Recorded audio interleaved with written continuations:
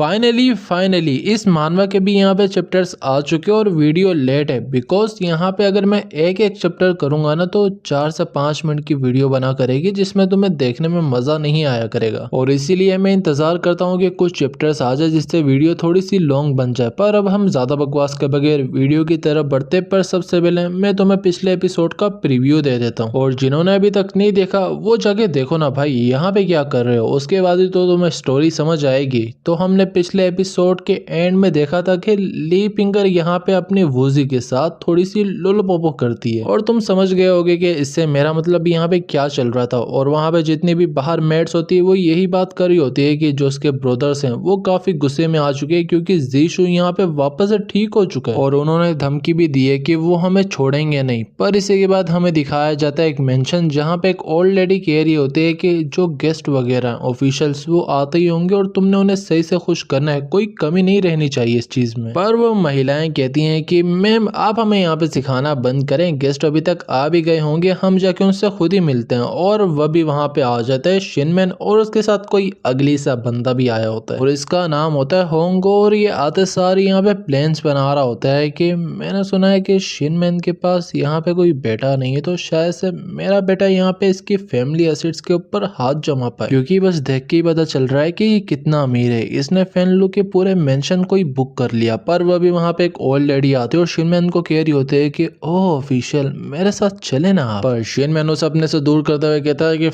मैं तेरी जैसी बुढ़ी के साथ यहाँ पे जाऊँ, मेरे को लगा था कि यहाँ पे कोई यंग वुमेन्स मेरा इंतजार करी होंगी, मेरा वेलकम करेंगी, पर तू आ थू। पर होंग उसे नजदीक करते हुए कहता है कि शिनमैन ऐसा ना बोलो, ये जो ओल्ड वुमेन है इसका जो सूप है हैन सूप वो यहाँ पे इतना मस्त है ना कि मैं तारीफ करते करते नहीं थक सकता। और मैं इस ओल्ड वुमेन को यहाँ पे इसलिए भी पसंद करता हूँ कि इसका सूप अगर कोई फीमेल पी ले तो उसकी बॉडी का शेप बिल्कुल चेंज सा हो जाता है, यानी कि जब वो चलती है तो उसकी बैक ऐसे टकराते हुए दिखती है। आय हाय हाय हाय हाय, मैं तुम्हें बता नहीं सकता उस चीज का। शेनमैन भी कहता है कि हाँ ब्रदर आपकी रेपुटेशन काफी अच्छी है, देख के ही पता चल रहा है। पर वह भी वहाँ पे कुछ यंग वुमेन्स आती हैं जो कि शेनमैन और होंग को यहाँ पे सर्फ वगैरह करती है। और बीच में बैठा हुआ शेनमैन कह रहा होता है कि ब्रदर होंग जो मेरी बेटी है वो अभी अभी यहाँ पे बिल्कुल अडल्ट हो चुकी हो और मैं सोच रहा था कि मैं तुम्हारे साथ अपनी जो फैमिली वगैरह है उनके एक अलायंस बनाऊं, क्या कहते हो? और ये हम दोनों के लिए प्रॉफिटेबल और काफी अच्छा होने वाला है, इससे हम दोनों का रिलेशनशिप भी काफी अच्छा होगा। जो सुन के होंग कहता है कि हाँ क्यों नहीं, मैंने यहाँ पे ना आपकी बेटी के बारे में सुना था, वो काफी इंटेलिजेंट और स्किलफुल है बिजनेस के अंदर और मेरे बेवकूफ बेटे को तुम्हारी बेटी मिलना एक ब्लेसिंग से कम नहीं होगा। पर वह भी कोई अंदर आता है जो कि पूरा नशे में होता है और ये होता है चेन जिंग जी और इसे हम बस जी कह के बुलाएंगे। और ये कह रहा होता है कि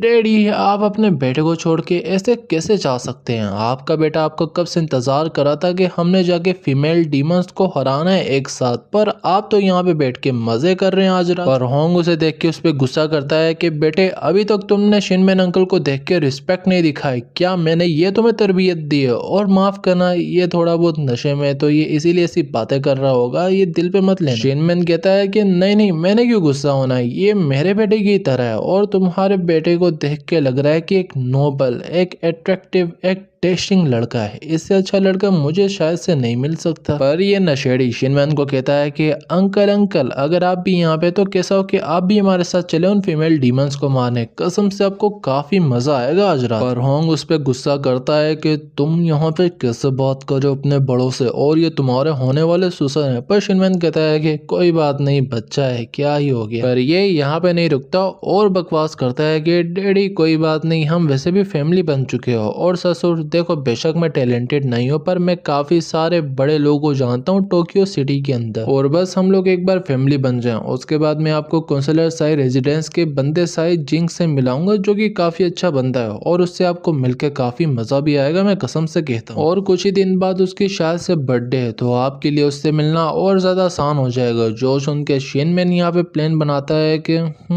अगर मैं यहाँ पे साई जिंग्स के लिए उसकी बर्थडे पे प्रेजेंट ले जाऊँ ये काफी अच्छा होगा। होगा और इसके बाद मेरे पास काफ़ी ज़्यादा अपॉर्चुनिटीज़ आ जाएंगी कि मैं और ऑफिशियल से जुड़ पाऊँ। और इसके बाद वो भी उसे कहता है कि क्यों नहीं दामाद, हम दोनों यहाँ पे एक साथ जाएंगे उन डीमंस को एलिमिनेट करने, तो क्या कहते हो चले। और ये तीनों लिटरली यहाँ पे उसी चीज़ के लिए उठ के जाने लगते हैं और एक बोर्ड के अंदर नशे में बेहोश पड़े हुए होते हैं। और इसी के बाद हमें यहाँ पे दिखाया जाता है वापस से जीशु, जिसकी आंखें खुल गई होती है थोड़ी थोड़ी, पर अपना जो वूजी होता है उसकी ली फिंगर ने काफ़ी हालत बुरी कर दी होती है। पर जीशु उसे देख के कहता है कि इतना सब कुछ मैंने तुम्हारे साथ किया पर फिर भी तुमने मेरे को बचाया, मगर क्यों। और अब मैं ली पिंगर का हस्बैंड और नहीं रह सकता क्योंकि मैंने बहुत बुरे तरीके से उसे ट्रीट किया हो। और अब मैंने यहाँ पे फिगर आउट कर लिया है कि एक दूसरी लाइफ मिलने के बाद एक इंसान की लाइफ का मतलब क्या होता है। और इन सब के बाद यहाँ पे जितना भी मेरा पैसा है मैं सारा ली पिंगर को दे दूंगा कि वो कहीं दूर जाके वो अपने एक ऐसे इंसान को ढूंढ पाए जो कि उससे सच में प्यार करता हो और ये उसके साथ खुशी से आराम से रह पाए। और इसीलिए अब मैं उसे डाइवोर्स देने जा रहा हूँ। और अब इतने लंबे टाइम बाद 5 से 6 चैप्टर्स के बाद हमें वापस से लियान को दिखाया जाता है जो कि अपने वूजी के साथ मजा कर रही होती है। और वूजी भी कह रहा होता है कि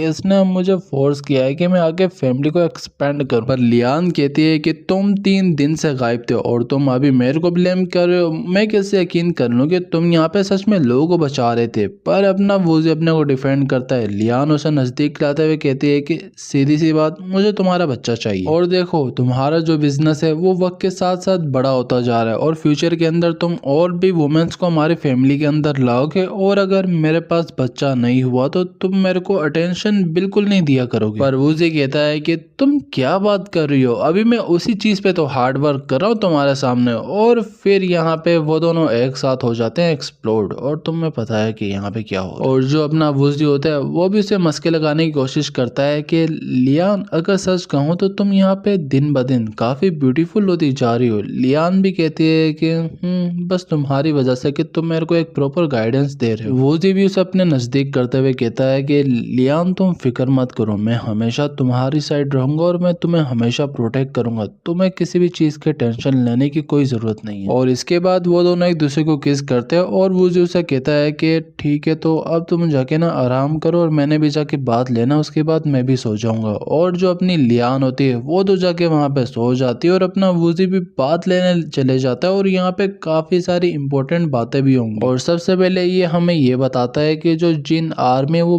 बहुत ही जल्दी साउथ आ जाएगी और उसके बाद यहाँ पे जो अच्छे दिन है वो और नहीं रहेंगे और हर जगह बस केओस मच जाएगा। और मुझे जल्द से जल्द यहाँ पे जीजाई पोजीशन को बाय करना पड़ेगा और जो हुआ रोंग है उसका काफी अच्छा कंट्रोल है किंग फैन टाउन के अंदर जो कि किंग जाओ के अंदर है। और ये मेरे लिए काफी चीजों की आसानी भी कर सकता है क्योंकि जो यहाँ पे किंग फैन माउंटेन्स हैं वो उससे काफी नजदीक होंगे और जो एलिगेंट टाइगर है वो भी उसके काफी नजदीक होगा। और जो यहाँ पे स्टमी टाइगर है वहाँ पे वांग यिंग हमें मिलेगा। और ये दोनों बंदे अपनी अपनी लीग के अंदर मास्टर्स हैं। और यन को कंट्री को एलिमिनेट करने के बाद मैं सोच रहा हूँ कि मैं उन्हें वहां से रिक्रूट ना करूँ क्योंकि उसके बाद भी मेरे ऊपर एक खतरा मंडरा रहा है जो कि शिनमैन किंग है, उससे मैंने यहाँ पे जान छुड़वानी है। और साथ ही मेरे को यहाँ पे सोंग डायनेस्टी की फायर आर्म आर्मी को भी इम्प्रूव करना है कि यहाँ पे वो एक ग्रेट फॉर्मेशंस के अंदर रहा करे और जो कैजुअलिटीज हैं वो भी काफी रिड्यूस हो जाएं क्योंकि आगे जाके मैंने यहाँ पे खुद की भी एक न्यू आर्मी बनानी है। और अब भी यहाँ पे काफी चीजें हैं जिनको मैंने फिनिश करना है पर वो वहाँ पे किसी के आने की खटखटाहट सुनता और वो कोई नहीं, हमारी वो जो 2 सिस्टर्स होती हैं उनमें से एक होती है। और वो उसके पास आके कहती है कि मेरी बहन यहाँ पे सो चुकी है और मैंने सोचा कि आपकी स्लेव आपको बात के अंदर आके सर्व करे, तो क्या आप यहाँ पे रेडी हैं चीज के लिए, क्योंकि मैं अपने फीट्स को यहाँ पे यूज करने वाली हूँ। जो सुन के वो जी कहता है कि हाँ हाँ जरूर करो, जो तुम करना चाहते हो तुम आराम से कर सकती हो। और इसके बाद उन दोनों की वहाँ पे छमक छल्लो शुरू हो जाती है और तुम्हें पता है कि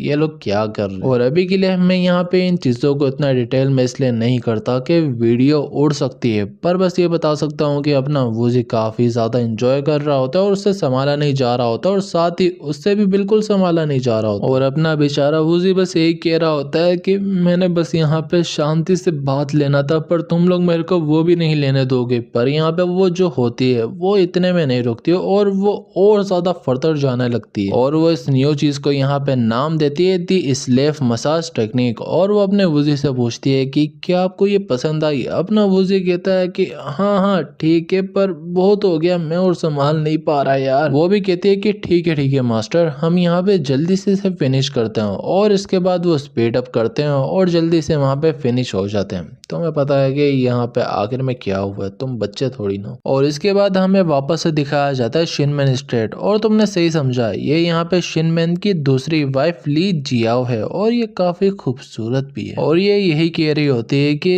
जो यहाँ पे फर्स्ट वाइफ है वो हमेशा लॉन्ड्री के अंदर टाइम पे पहुंच जाती थी पर इस बार तो वो 5 दिन लेट है। तो इसका मतलब कि वो कुछ कर रही है क्या? नहीं, शिनमैन यहाँ पे 2 सालों से उसके रूम में नहीं गया और वो बताता है कि उसे एक अजीब तरह की स्मेल आती है जिसकी वजह से वो उससे नफरत करता है। तो ये तो बिल्कुल नहीं हो सकता। और क्या तुम मुझे बता सकती हो कि ये रिसेंट डेज के अंदर किसी ने शिनमैन स्टेट को विजिट किया? वो लड़की बताती है कि हाँ, एक्चुअली एक बंदा आया था जो कि यहाँ पे कुक था और उसने बताया था कि वो यहाँ पे मैडम को बस टी सूप देने आया और वो शायद से 5 से 6 दिन पहले आया था। और ये सुन के जियाओ कहती है कि ओह अब समझ आया। और तुम ना जाके यहाँ पे उसे ये बता दो कि यहाँ पे जो शिनमैन की सेकंड वाइफ है वो उससे मिलना चाहती है और उसे बताना कि वो उसके स्किलफुल हाथों का खाना खाना चाहती है। और इसके बाद हमें उसका रूम दिखाया जाता है जहाँ पे वो एक ड्रॉर के अंदर से एक पेपर निकालती है जिसके ऊपर उसकी सिस्टर के बारे में लिखा होता है, जो कि कुछ ऐसा होता है कि जो लियानीर की कंडीशन है वो वक्त के साथ साथ यहाँ पे खराब होती जा रही है और उसे देख के लग रहा है कि वो लंबे टाइम तक नहीं जी पाएगी क्योंकि जो उसे डिजीज है वो यहाँ पे वर्ल्ड के अंदर कोई भी डॉक्टर क्योर कभी भी नहीं कर सकता। और ये सब पढ़ने के बाद वो वहाँ पे रोने लगती है और वो हमें बताती है कि वो यहाँ पे बचपन से उसके साथ थी और ये दोनों बचपन में ब्रोथल के अंदर एक दूसरे से मिले थे। वक्त तो ये दोनों क्लोज फ्रेंड थे पर वक्त के साथ साथ ये दोनों एक दूसरे के सिस्टर्स बन गए। पर वक्त के साथ साथ यहाँ पे जो अपनी लियानीर थी वो किसी डिजीज से इन्फेक्टेड हो चुकी थी और इस डिजीज का हमेशा एंड बस देती होती है। और यहाँ पे ये जो ब्रोथल है ना ये बॉडी सेलिंग वाली जगह होती है अगर तुम्हें पता ना हो तो। और जो जिया होती है वो यही सोच रही होती है कि मैं जो भी कर लूँ यहाँ पे मैं कभी भी फर्स्ट मैडम की रेपुटेशन को गिरा नहीं सकती क्योंकि उनके पास यहाँ पे काफी सारे बेनिफिट्स हैं। क्योंकि मैं एक ब्रोथल से लाई हुई वुमेन हूँ तो मैं कभी भी उनके जितने नहीं जा सकती, बेशक मेरे अंदर टैलेंट हो या ना हो। और ना ही मैं कभी भी उनके प्लेस तक प्रमोट हो सकती हूँ एक प्रिंसिपल वाइफ तक। और इसीलिए मैंने सोचा है कि मैं डिवाइन फिजिशियन को यहाँ पे बुला के उसे धमकाऊंगी कि वो मेरी सिस्टर की इलनेस को क्योर करे क्योंकि मैंने सुना है कि उसने यहाँ पे जीशू को भी मौत के मुंह से वापस लाया तो वो ये तो कर सकता है। और वह भी बाहर से उसकी मेड आवाज देती है कि मिस शॉपकीपर आ चुका है। वो कहती है कि अंदर आने दो और जैसे अपना उसके अंदर आता है तो वो कहता है कि ग्रीटिंग्स मैडम, आप क्या बता सकते हैं कि आपने मुझे क्यों बुलाया? वो कहती है कि शॉपकीपर तुम्हें इतना हम्बल होने की जरूरत नहीं है, तुम पूरी सिटी के अंदर एक सेलिब्रिटी बन चुके हो और देखो मुझे भी बातें घुमाने का शौक नहीं है तो मैं सीधा मेन मुद्दे पे आती हूँ। मैंने तुम्हारे साथ एक डील करनी है, क्या तुम इंटरेस्टेड हो? वोजी कहता है कि डील, तो मुझे लगता है कि आपको मेरे बारे में कुछ पता है। वो कहती है कि शॉपकीपर, मुझे तुम्हारे जैसी स्मार्ट लोग यहाँ पे पसंद है। वोजी कहता है कि आप जल्दी से मुझे अपनी डिमांड्स बताएं, अगर मैं कर सका तो मैं जरूर करूंगा। वो कहती है कि तुमने ना यहाँ पे एक लड़की की इलनेस को क्योर करना है जो कि आउट सिटी रहती है और सबूत के तौर पर तुम इस चीज को तो जानते होगे कि ये किससे रिलेटेड है। मेरे को लॉन्ड्री के अंदर मिला था फर्स्ट मैडम का और यहाँ पे जो फर्स्ट मैडम है वो कुछ ही दिन पहले यहाँ पे अपने मेडियन हाउस के अंदर वापस जा चुकी है और मुझे बताया गया था कि जब वो यहाँ पे थी तो तुम भी यहाँ पे उनसे मिलने आए थे। तो तुम क्या कहते हो, क्या करना चाहोगे तुम? अपना वो ये सुन के कहता है कि ठीक है, तो मेरा प्रॉमिस रहा, मैं पूरी कोशिश करूंगा उसे सही करने की। जियाओ कहती है कि क्या तुम सच कह रहे हो? अपना वो ये कहता है कि और नहीं तो क्या। और जितना मुझे नोवेल के बारे में पता है कि जो ली जियाओ है और इसकी सिस्टर है ये दोनों यहाँ पे ब्रोथल्स हैं और जो इसकी सिस्टर की इलनेस है वो भी इसके प्रोफेशन के ही रिलेटेड है और ये जो वायरस है ये यहाँ पे आउटसाइड कंट्री यूरोप से आया था, जब यहाँ पे जो मर्चेंट्स थे वो यहाँ पे ट्रेड करने आए थे, और इसीलिए मुझे लगता है कि उस यंग लेडी का वायरस गोनोरोफिया हो सकता है, और इसे यहाँ पे ट्रीट करना इतना भी हार्ड नहीं है। बस मुझे कुछ एंटीबायोटिक्स और सफिसिस को यहाँ पे इंजेक्ट करना होगा, जिसके बाद ये क्योर हो जाएगी। पर मेन मसला ये है कि जितने मेरे को सिस्टम ने एंटीबायोटिक्स दिए थे मैंने सारे यीशु के ऊपर यूज कर लिए, तो अभी मेरे पास बिल्कुल कुछ नहीं बचा, तो इसीलिए मुझे कोई और तरीका अपनाना पड़ेगा। पर जियाओ कहती है कि सर वो हम टाइम वेस्ट किए बगैर हमारी सिस्टर के घर निकलते हैं, और इसके बाद हमें उसका घर दिखाया जाता है जहाँ पे वो दोनों पहुंच जाते हैं और वो दोनों सीधा अंदर ही चले जाते हैं। और जो लियानीर होती है वो वहाँ पे एक बेड जैसी जगह पे लेटी होती है और वो काफी बीमार होती है, और वो जियाओ को देख के कहती है कि सिस्टर जियाओ